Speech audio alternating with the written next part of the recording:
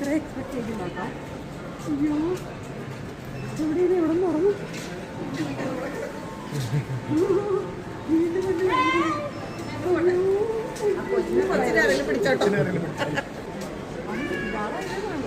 ഒരു ട്രേക്ക് $30 ഉള്ളൂ. നമ്മക്ക് അവിടെ $75-80 ഒരു ട്രേക്ക്.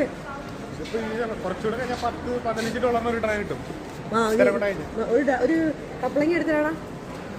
ഓസ്ട്രേലിയക്ക് പോരാം മെൽബൺ. തണുപ്പ് ഞാൻ സഹിച്ചോളാം.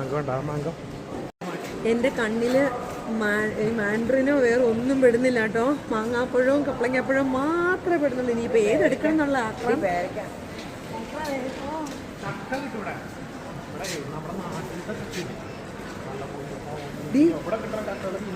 ഇത് പച്ച മാങ്ങയല്ല, ഇത് പച്ചയല്ലേ ബ്രോ ശരിക്കും? കിലോയ്ക്ക് $7.99 ഉള്ളൂ.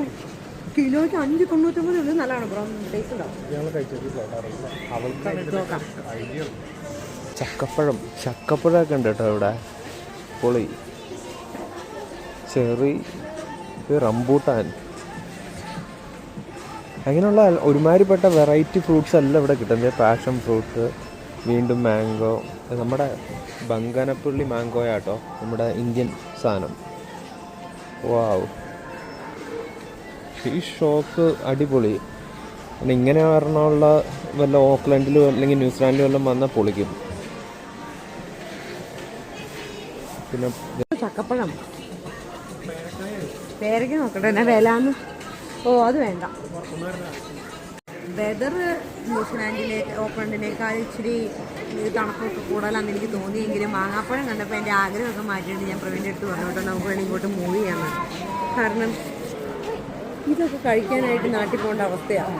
ന്യൂസിലാൻഡിൽ എനിക്ക് തോന്നുന്നില്ല എഴുതാനും കിട്ടുന്നത്. അപ്പോൾ പിന്നെ ഇച്ചിരി സഹിച്ചാൽ എന്താ, ഇവിടെ ഇച്ചിരി മാങ്ങാപ്പഴം ഇതൊക്കെ ഓരോരുത്തർക്കും ഓരോ റീസണാണല്ലോ കൺട്രി മൂവ് ചെയ്യാനായിട്ട്. എൻ്റെ റീസൺ മാങ്ങാപ്പഴം, കപ്ലങ്ങാപ്പഴം, ഇത് ഏത്തപ്പഴം, ഇതൊക്കെ കഴിക്കുക എന്നുള്ളതാണ്. ഒരു ഏരിയ ഫുള്ള് മാങ്ങാപ്പഴമാണ്. ഭയങ്കര തിരക്കുണ്ടേ.